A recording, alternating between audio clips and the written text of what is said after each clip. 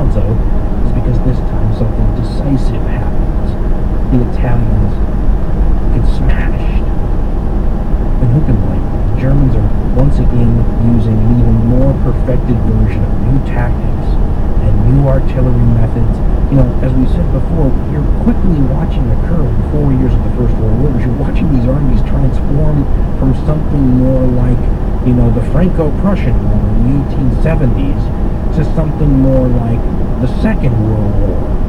And you can see it as the tactics develop year after year, from stupidly walking into machine gun fire in ordered rows of men to where infiltration tactics are taking over. You're beginning to see a lot of the same methods being employed by these armies for the very first time that every army in the world still uses today, involving fire and movement and mutual support and bypassing strongholds. And the Germans do this to the poor Italians, and the Italians get, 300,000 people surrender. That's how bad it is.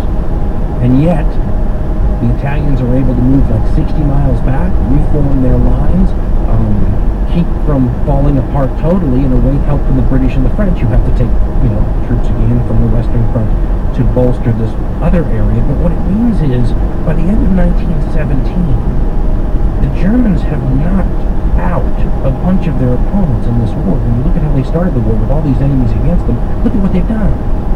In 1915, they knock out Serbia. In 1916, they knock out Romania. In 1917, they just knocked out Russia from the war and given Italy such a bloody lip that nothing's going to happen down there for a while. And now in early 1918, for the first time in the war, the Germans face the British and the French without a whole lot of distractions. They don't have the Russians on the other side.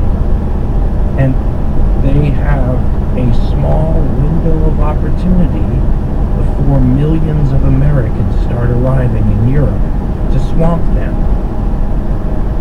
This is the way Winston Churchill describes the situation, the setup, we'll say. And then I'm going to contrast that with the way Adolf Hitler does. And remember that both of these people are writing to specific audiences. Churchill's writing to people who are in the, especially British and American audiences, and really, a super patriotic, romantic sort of approach.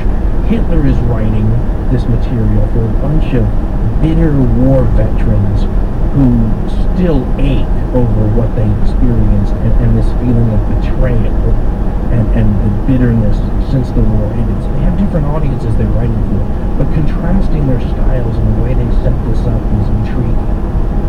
Here's how Churchill describes the situation. And remember, the end of 1917, the British are still in shock from the battle that they still call Passchendaele. Churchill says, quote, "As the Passchendaele struggle died away in the storms and mud of winter, the military rulers of Germany addressed themselves to a new situation. The collapse of Russia had enabled them to transport 1 million men and 3,000 guns from the eastern to the western front. For the first time, therefore, since the invasion, they found themselves possessed of a definite superiority over the Allies in France. But this superiority was fleeting. The United States had declared war and was arming, but had not yet arrived. Once the great masses of American manhood could be trained, equipped, transported,